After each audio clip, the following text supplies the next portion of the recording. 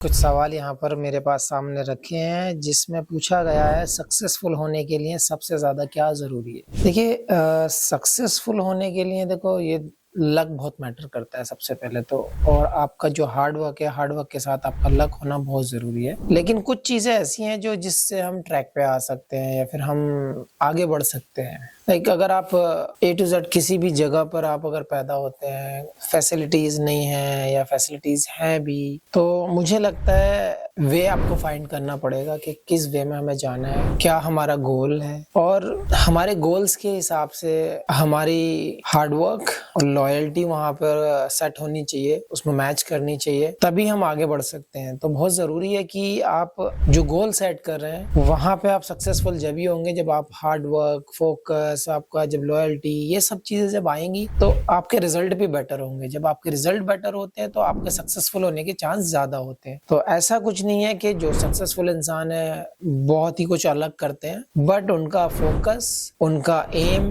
उनका जो काम करने का तरीका होता है वो 24/7 ऑन रहते हैं, और हमेशा जितना भी आप देखोगे, जितने भी लोगों को, हमेशा वो पॉजिटिव मूड में ही रहते हैं। तो मुझे ऐसा लगता है कि आपको हार्ड वर्क के साथ फोकस, आपका जो है, आपका जो लॉयल्टी है, आपका जो वे है, आपके गोल्स हैं, वो सारे मैच करने चाहिए एक दूसरे से, तो सक्सेसफुल होने के चांसेस ज़्यादा होते हैं। और सबसे बड़ी बात क्या है, आप पॉजिटिव माइंडसेट में होने चाहिए, क्योंकि आप अगर नेगेटिव हुए तो आपके सारे गोल्स दाएं से बाएं निकल जाएंगे। तो बहुत ज़रूरी है कि आपका माइंड पॉजिटिव होना चाहिए, आपकी बॉडी लैंग्वेज वैसी होनी चाहिए, गोल्स होने चाहिए, फोकस होना चाहिए, हार्ड वर्क है, बहुत सारी चीज़ें हैं। लेकिन आप सक्सेसफुल जब भी बनते हैं जब आप हार्ड वर्क करते हैं, आपका फोकस वहां पर होता है, एंड में जाके आपका लक आपका साथ देना चाहिए। हम लेते हैं दूसरा सवाल जो है क्रिकेट से रिलेटेड।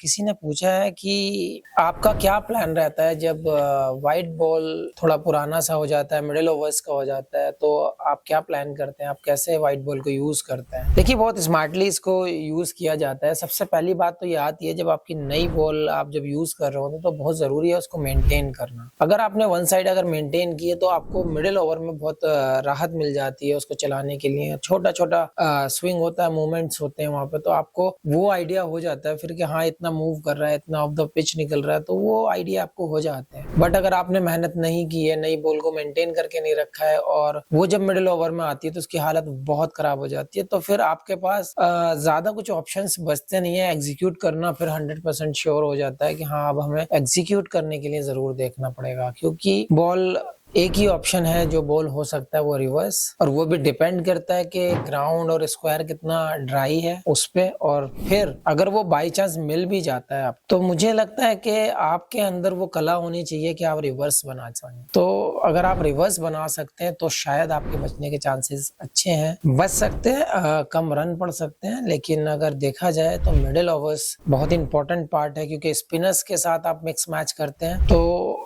आपको स्मार्टली उसको यूज करना पड़ता है। तो मैं कहता हूँ कि मैं जब व्हाइट बॉल से खेलता हूँ तो मैं हमेशा कोशिश ये करता हूँ एक साइड को अच्छी तरीके से बना कर रखूँ, एक तरीके से अच्छा शाइनी रख सकूँ, ताकि मुझे वो जब स्पिनर्स बीच में चल रहे हो और बीच में हमारा जब स्पेल आता है तो हमें वो मदद मिल जाए या हम कुछ कर सकें। और जब आप मेंटेन करते हैं बॉल तो रिवर्स बनने के भी चांसेस बहुत अच्छे होते हैं। तो मेरा प्लान हमेशा सिंपल रहता है कि जब मैच में जाता हूँ, नई बॉल का तो ठीक है, लेकिन जब मिडिल ओवर्स आते हैं, जैसे आपने पूछा है, तो मिडिल ओवर्स में हमेशा आपका बॉल को बनाते रहना चाहिए। और हम बात करते हैं स्क्वायर पे टप्पा मार सकते हैं रिवर्स बनाने के लिए, बहुत सारी चीजें हैं। लेकिन फिर वही बात आ जाती है कि वाइड बॉल में आप विथ नहीं दे सकते, आप बाहर नहीं डाल सकते। अगर डालना ही है तो फिर वो वाइड यॉर्कर वाला ऑप्शन है, स्लोअर वाला ऑप्शन है, या आप हार्ड लेंथ पे फेंक सकते हैं। लेकिन बाकी अगर आपने देखा, आजकल तो वैसे भी बैट्समैन बहुत ही एग्रेसिव हो गए हैं, बैट और भी अच्छे हो गए हैं, लगने से दूर जाता भी है, तो बहुत मार्जिन एरर बहुत छोटा है, बहुत ही स्मार्टली हमें प्ले करना पड़ता है। और मुझे लगता है बैट्समैन से एक कदम आगे रहना बहुत जरूरी है। आपकी प्लानिंग अकॉर्डिंग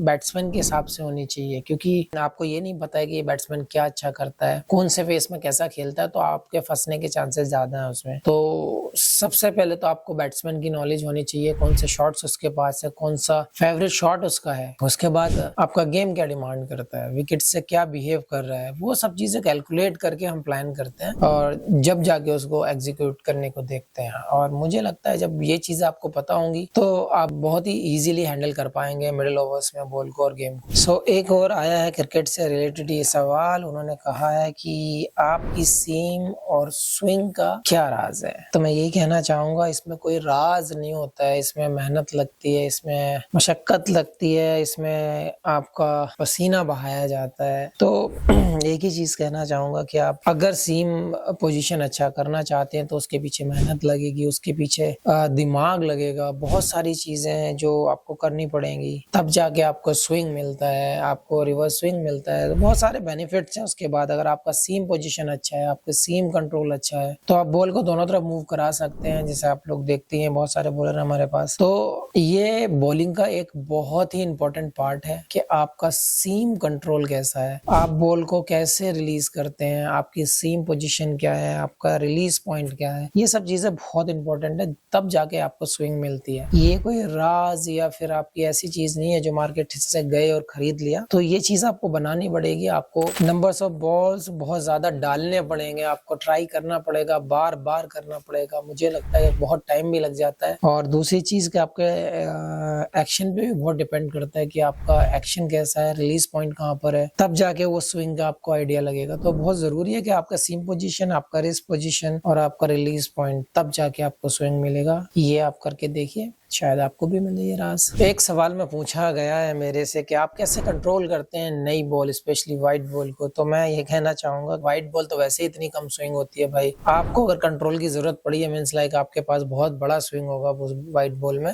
बट अमूमन तौर पर देखा नहीं जाता है कि ऐसा कि वाइट बॉल में इतनी ज्यादा आपको दिक्कत आई हो स्विंग को लेकर। तो बट फिर भी अगर आपको स्विंग की दिक्कत आती है तो मैं ये कहता हूँ आपका शायद रनअप से लेके और जो रिलीज पॉइंट है आपका, वहां पे आपको फाइंड आउट करना चाहिए कि कहाँ पे दिक्कत आ रही है। तो सबसे मेन पॉइंट क्या होता है कि आप जब अच्छे रिदम से आते हैं, अच्छा जंप पाल लेते हैं, अच्छा पोस्चर बनाते हैं और फिर बॉल डिलीवर करने को देखते हैं, तो मुझे लगता है उसमें ज्यादा कोई दिक्कत होती नहीं है। लेकिन कभी कभी ऐसा होता है कि हमारे हाथ से बॉल अच्छा नहीं छूट रहा होता, नॉन बॉलिंग आर्म किसी और डायरेक्शन में जा रहा होता है, जब हम डालने की कहीं और कोशिश करते हैं जाता कहीं और है, ऐसा होता है। बट अमूमन तौर पे तो रेड बॉल को कंट्रोल करने के बारे में लोग पूछते हैं, आपने व्हाइट बॉल के बारे में पूछा है, बहुत बड़ी बात है और मैं भी सरप्राइज हूँ इस सवाल से, इसीलिए मैंने इसको यहाँ पर उठाया। लेकिन व्हाइट बॉल की इतनी चिंता होनी नहीं चाहिए, क्योंकि मुश्किल से 2-3 ओवर तो वो स्विंग होता है और उसमें भी आपसे कंट्रोल ना हो तो फिर तो आपके बाहर ही है सब। तो ये आपको कंट्रोल करना ही पड़ेगा। आप अपने नॉन बॉलिंग आर्म पे ध्यान दीजिए, आप अपना टारगेट सेट कीजिए और हाफ वे से आप हाफ रन अप से आप प्रैक्टिस कीजिए उसको। और स्पेशली आप अपना रिस्ट, अपना पाम बॉल के पीछे रखें, अपने बॉडी की फोर्स बॉल की तरफ जाने दें और अच्छी डायरेक्शन में उसको पुश करें।